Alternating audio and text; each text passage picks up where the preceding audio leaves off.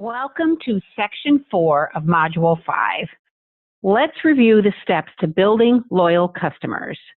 The 2+2+2 follow-up system we talked about earlier. If you are serious about making follow-up a regular part of your business routine, then you must make time for it. When you sell to a customer or have a party, put something in your planner or phone to follow up in 2 days, 2 weeks, and 2 months. We've shared some verbiage and some ideas that you can use to create your own that fits your style. Personal notes. We live in a world where technology is everywhere. Almost all of our communication is completed via electronic means. Because of this, people really appreciate the thoughtfulness and time it takes to write a note by hand.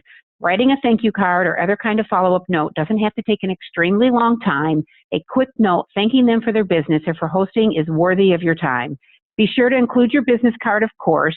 Another advantage of the handwritten note, people tend to keep them longer and then act on them immediately when going through paperwork or paying bills, so be sure you're including all your contact information.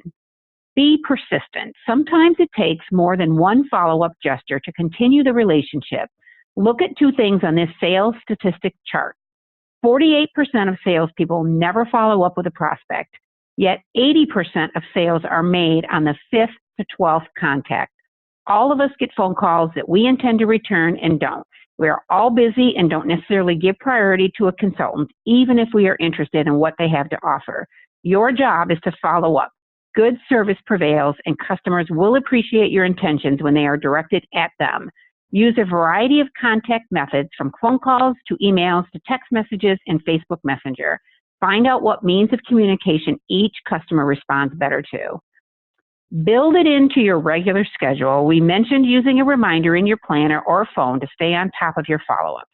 You can use a folder system for each party and enter the host name in your planner, pulling that folder when the time comes to make your follow-up calls.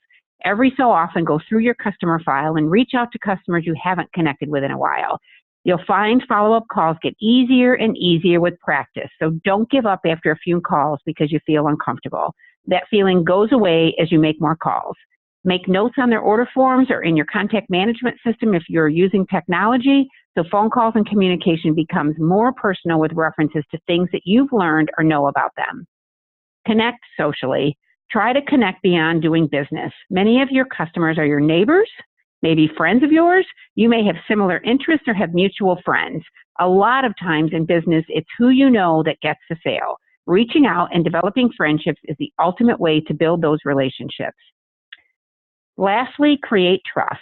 Service and connecting with customers doesn't happen with most retailers or on the web very often. So you have the chance to build relationships with your customers, which in turn builds trust as they begin to consider you their Pink Zebra consultant. Remember that adding customers to your business in VIP Facebook pages is another way to continue building your relationship with your customers and getting them to know more about you and you knowing more about them.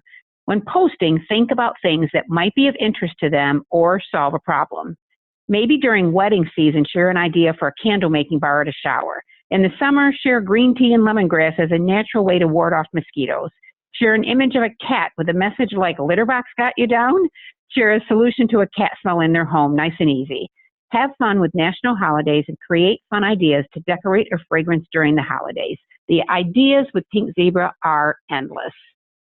So that brings Module 5, Section 4 to a close.